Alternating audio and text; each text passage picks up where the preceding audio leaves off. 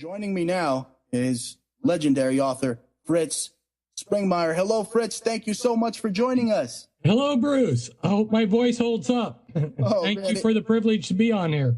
Oh, it's great to have you on. Thank you so much for joining us, Fritz. I mean, we were supposed to do this a week ago, but man, you were really sick. How are you getting over that cold of yours? I'm still sick, but let's do it. Hopefully I'll hold up.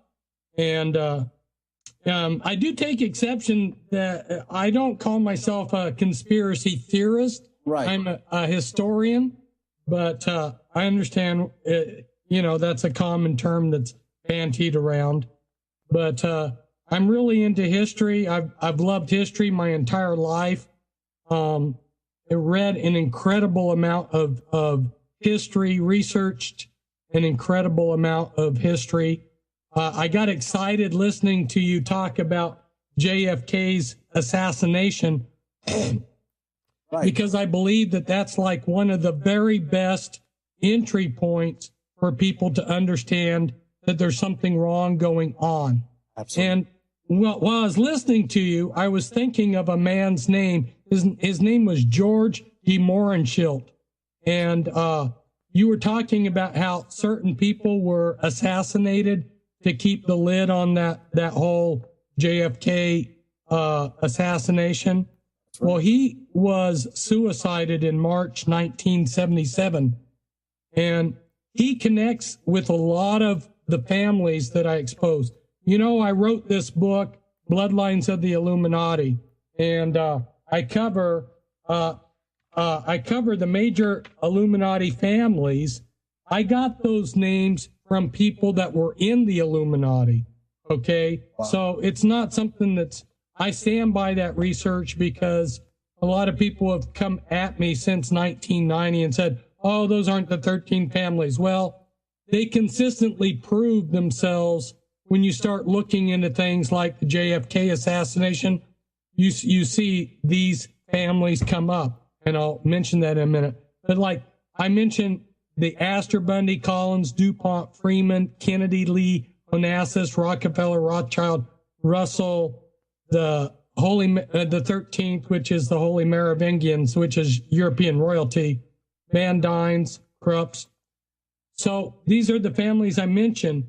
If we look at the Kennedy assassination and we look at George de Mohrenschildt, he was getting ready in 1977 to have an interview where he was going to expose how this assassination took place, the Kennedy assassination.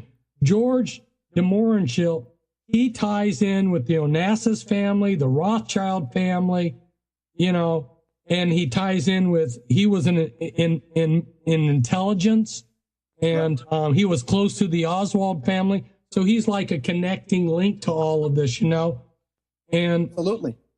Pardon me? Absolutely, Fritz. Yeah.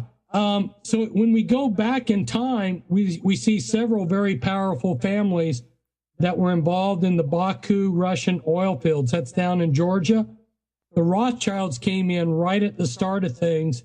And interestingly, I wrote a post recently where I talked about it's circumstantial evidence shows that Stalin may have been a Rothschild descendant because his mother was there at one of these castles when the Rothschilds representative was there.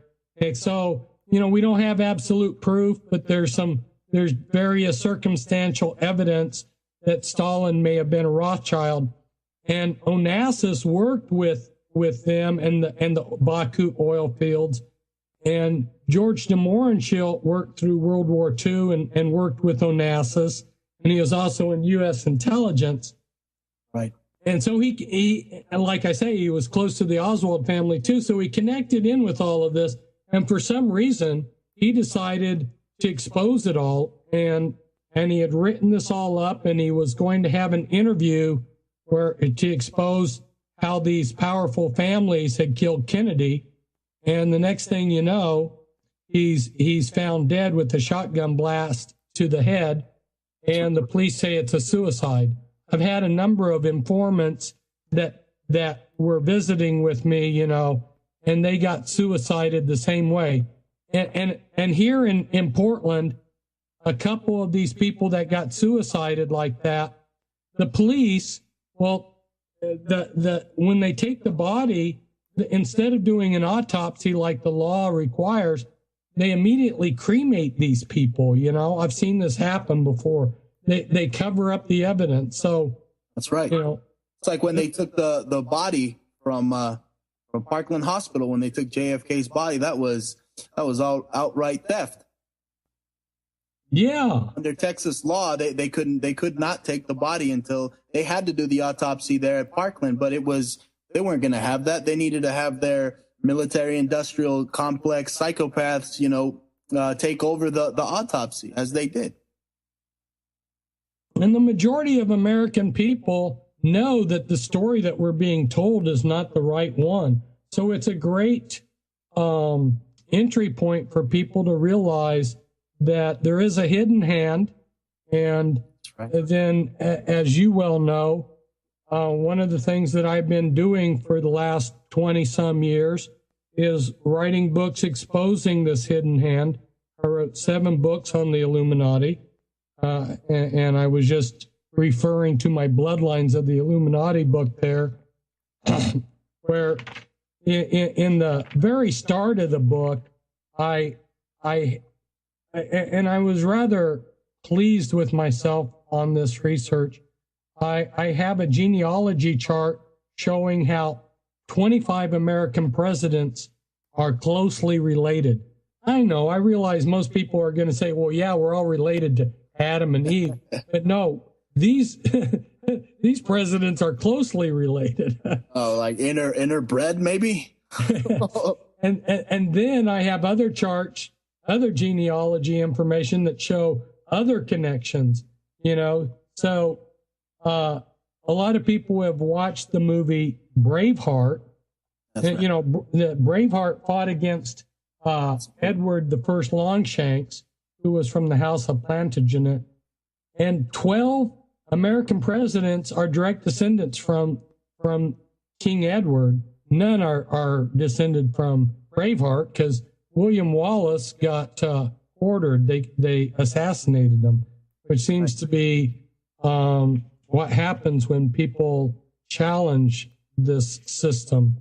That's right, Fritz. And you know, I was looking over some of the new the revised version of your Bloodlines of the Illuminati, and you actually talk about Prince Charles being related to Dracula, right? I can't believe this. I mean, I do, but I mean, it's insane. Yeah, and at the time that I came out with that genealogy chart, tying them back in, that wasn't public knowledge. But since I came out with it, now Prince Charles is openly, you know, talking about his roots in Transylvania, wow. You know, wanting to buy property there and hobnobbing with that area. So it's come out publicly about this connection. That could be where that whole word like draconian comes from as well, right? I mean, it's insane, Mr. Fritz, Mr. Springmeier. But you've also co-authored a couple of books. One in particular, Mind Control. What was it? How to create the perfect mind control assassin? Is that it? Well, you were close, but not exact. The exact title is The Illuminati Formula Used to Create an Undetectable Total Mind-Controlled Slave. That's an outrageously long title, but as I thought about it, I didn't want to remove any word from the title because every word was key. It's a total mind control. It's a hidden mind control. It's trauma-based. All of the words in the title were key because I didn't want anybody to underestimate exactly what it is. Absolutely. And, you know, we see it happening. I mean, in pop culture specifically, you have these artists that are just blatantly just advocating just Luciferic ideals and all these. I mean, they even go out of their way to edit some of these videos to make them look like, I mean, in one video in particular, Rihanna made herself look like the Baphomet. I mean, they do this to show the public that they're the ones in control, right? I mean, MTV, the first video MTV releases is Masonic. So is this by coincidence? No, you're right. They're right in our face with it. It's almost like they're laughing at us at times. Probably are. They're at a point where they're just like going for broke, and they think nobody can stop us. We can do this stuff right in their face. It also relates to, as you probably are aware, they had planned to do an externalization of the hierarchy. Alice Bailey, in a book entitled Externalization of the Hierarchy, predicts how they're going to bring in this new world order. And she says what was done in secret, in the occult, they're going to take that and externalize it into society. So all these hand signs and all the rest of this that was so secret, now they're just doing it in their face. And how do you get people how do you get the common person on the street to do this? Well, you get someone like you're talking about, who's an idol, an entertainment idol, to do this kind of stuff. And then people see it and then they copy it. They think it's cool. Exactly. And Mr. Springmeier, also, we have politicians, in particular people like Ron Paul. I mean, this goes back to Mr. John Todd, a close acquaintance of yours, right? Well, I had tried to befriend Todd after he got framed and sent to prison. Right. And for a while there, I was helping him out while he was in prison. But then I lost contact with him, and they shifted him to a different prison after I lost contact with him. And eventually he died, so he's dead. And that's very mysterious circumstances regarding his death. But I mentioned Ron Paul Mr. Todd exposed the whole Ayn Rand, she was a girlfriend of one of the Rothschilds. And here you have prominent figures in politics who are actually on our side of the coin, naming their children after a renowned Satanist, as in Ayn Rand. Whether people want to believe it or not, I mean, these people we even have some of the highest politicians who claim to be on our side, like Mr. Paul, who are themselves in the occult. How does this happen? How do we let this happen? Well, they're very skilled at controlling things. These bloodlines have been created. They are the ones that created the system, the world system that we have. And they're very skilled at knowing how the human mind works and how to manipulate people. And, so they create controlled opposition. They would rather control their own opposition than have it out there loose as a loose cannon. So they will create their own. They will put their own people quietly in to lead, and then they know exactly how hard they're going to be punched, when they're going to be punched, exactly what their opposition is capable of, and then they can just rise above it and make sure that they win. It's like being able to see your opponent's hand when you're playing cards, We're telegraphing our punches by associating with or just following the lead of these prophets of false hope, as I would like to put it. Yeah. But still, sometimes, God can bring good out of what the enemy means for evil. One of the positives is people that, participated in the Ron Paul campaign. There was a lot of good networking. Right. And so oftentimes it can work that way. They try to do something for evil, and God can still bring some good out of it. So I'm not entirely negative about Ron Paul's campaign. Right. No, me neither. I mean, I have a lot of his books and the Fed, and pretty much most of his policies would mirror, what I would agree with. If I was in office, if I was in his position, I'd go by his book. But that's what gets me, that he's total controlled opposition, in the fact that this man has been linked to a secret society. And that's what my goal is. I mean, if we're able to uproot the evil ones out of our neighborhoods and out of, seats of power, we'll be in control of the show. If we're able to have a person like you, Mr. Springmeier, in Ron Paul's shoes, I guarantee, we'd get something done. You wouldn't have succumbed to Romney, right? Not at all, right? You wouldn't have endorsed Romney. Yeah, Ron Paul really disappointed a lot of people that worked hard and sacrificed for his campaign. In both times, in both of his presidential campaigns, he disappointed people. Well, we got to get used to disappointment. That's right. Almost expected now, right? Pardon me? It's almost expected now. The disappointment is you're just waiting for it. Well, life is going to, these are the kind of things that life brings. And, oftentimes people talk about Thomas Edison trying to discover the light bulb, and he just kept persisting until he succeeded. A lot of times we think that if we don't succeed the first time around, we're not meant to succeed. And that's not the truth. We've just got to persist. Nature is that way, Grand Canyon wasn't built in a day. These problems didn't come about in a day, and they're not going to leave in a day. That's right.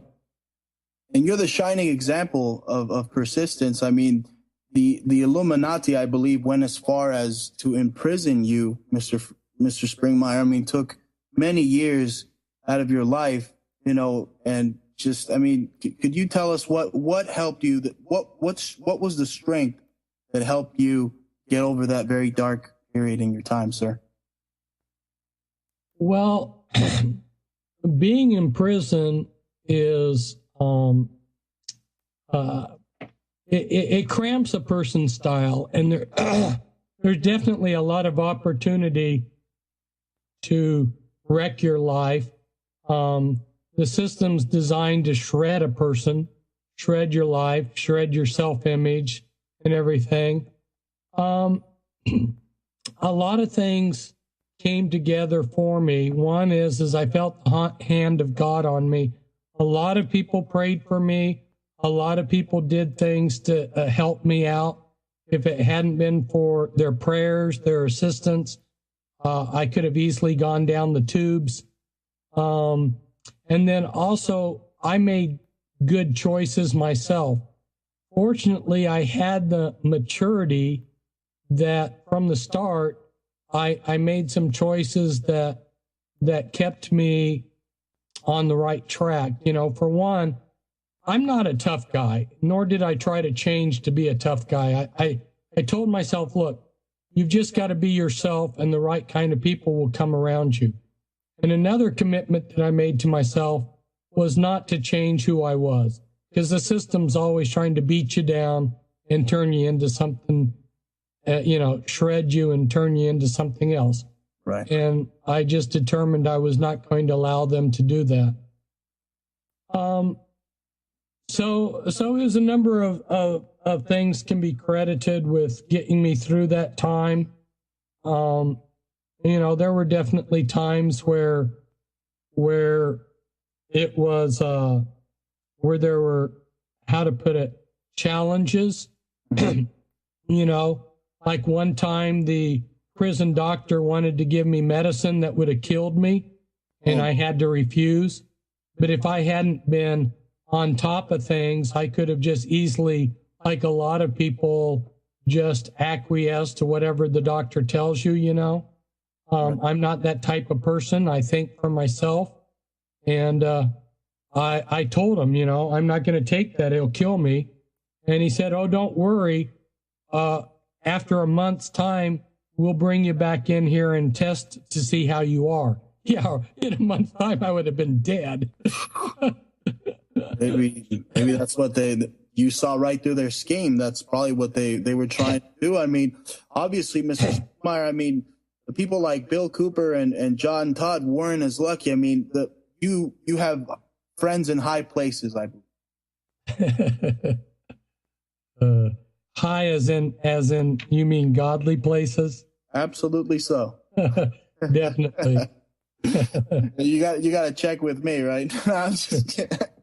No, absolutely true, and that's what I believe gave you the strength to overcome their hexing. You pretty much, their this spell, that's just throwing. That's this negative energy. That took these years of your life from you, Mr. Springmeier, and it was like, I mean, I was talking about Nero and the fact that it's Nero or Roman Emperor Nero's birthday today, which is symbolic of the whole Christmas, the whole Christmas time. You know what I mean? It goes back to the days of the Roman Empire, the lights on the houses, and ironic that we're exposing this on his birthday.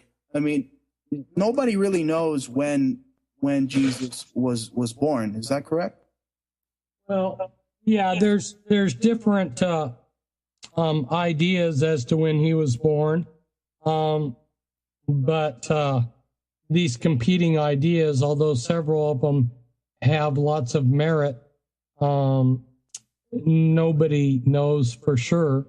I sometimes refer to Christmas as Happy Nimrod Day because it was when they celebrated back in Babylon Nimrod, and Nimrod happens to be, as you probably are aware, the Rothschilds secretly traced their genealogy back to Nimrod, and then the Cushites going into Khazar and on and on. So we have one of our powerful Illuminati bloodlines, the Rothschilds. They are the world's most powerful economic family, and here they go clear back to Nimrod, whose birthday we're going to celebrate here on the 25th.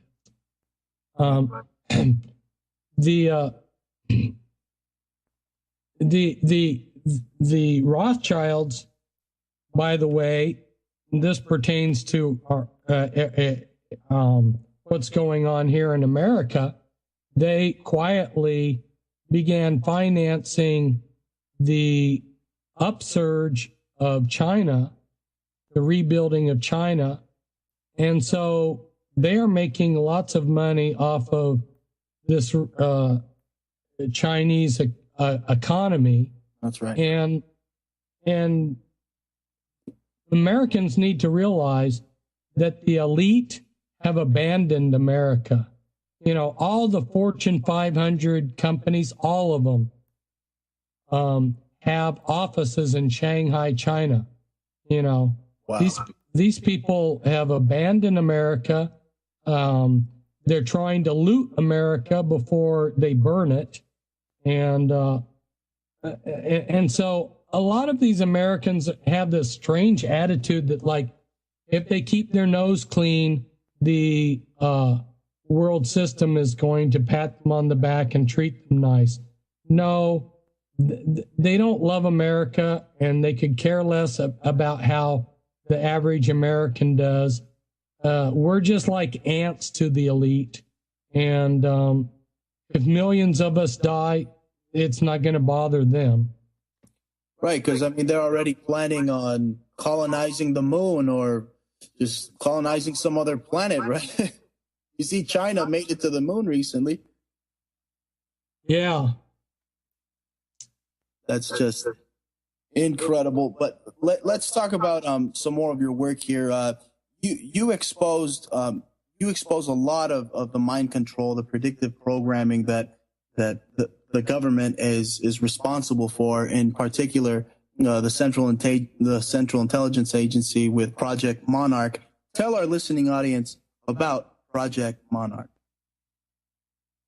Well, way back in ancient Egypt, they were doing this trauma-based mind control. They had dream temples where they did hypnosis.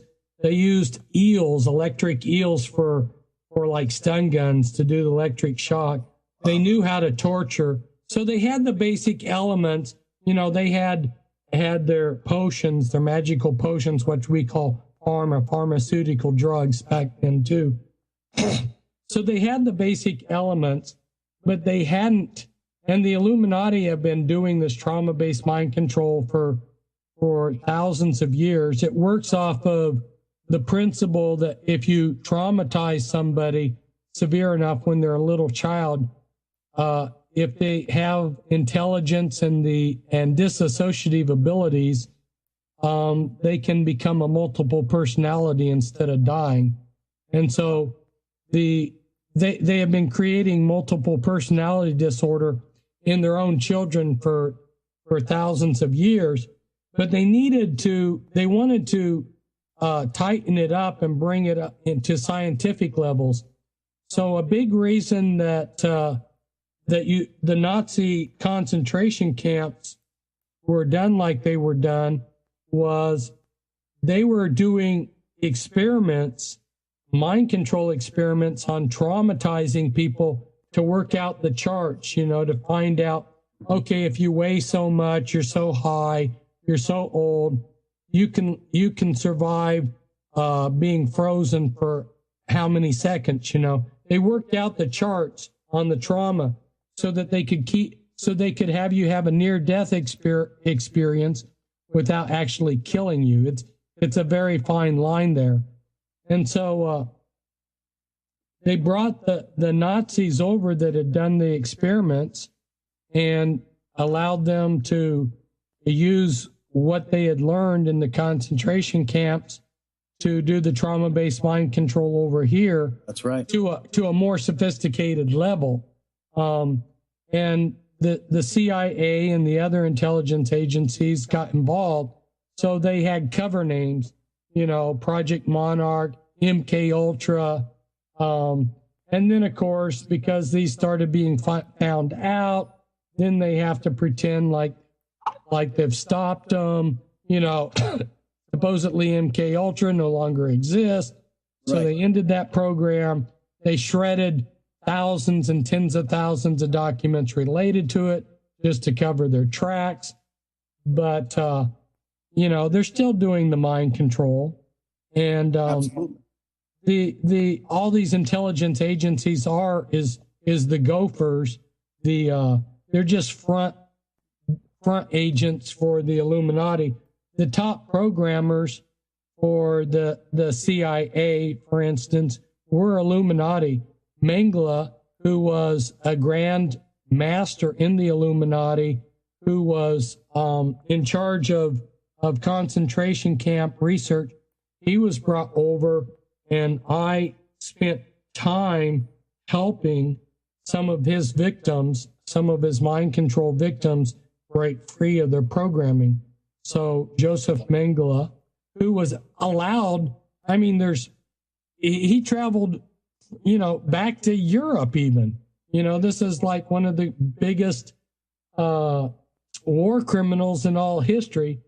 And if you understand how much our intelligence agencies know of what's going on, the idea that Mengele can just travel around, la-di-da-da-da, go to Switzerland, visit his family, take pictures, and not get caught. Well, there's a reason why he didn't get caught. He was working for us, or I shouldn't say us, he was working for our intelligence agencies. And Fritz, all these guys, all these Germans, these scientists that practice this type of torture, this MK Ultra Project Monarch torture, it originated from Operation Paperclip, right? When they brought these guys over to try to help us with the war against the Axis, in particular the Japanese. Yeah. We also gave a free ticket to some of the Japanese war criminals too that were doing horrendous research, doing germ experiments on humans. Our government saying, you've got all this interesting information. You work with us and we won't prosecute you. It's why did we fight this war, people? And if people really realize that World War II, even though we have this image of it being a great crusade, it was a manufactured conflict, and people Absolutely. like the Bush family were making big money off of it. Prescott Bush, our president's father, was making big bucks off of Auschwitz concentration camps during the war. Those millions of dollars that they made off of Auschwitz, because their company that they ran was over there, they used those profits from that slave labor to jumpstart the Bush family's political careers. Mr. Springmeier, unfortunately, we're out of time. And you mentioned the Bush family. George the Mohrenschildt was talking to George Sr. right before he suicided himself. So what a coincidence there. Anyway, Mr. Springmeier, thank you so much for joining us. And I look forward to many more talks with you. Thank you for joining us. We just barely hit the tip of the iceberg, but we're out of time. But again, thank you so much for joining us, Fritz. Hey, thanks for having me on. I enjoyed it. Thanks, Bruce. And bye to all your listeners.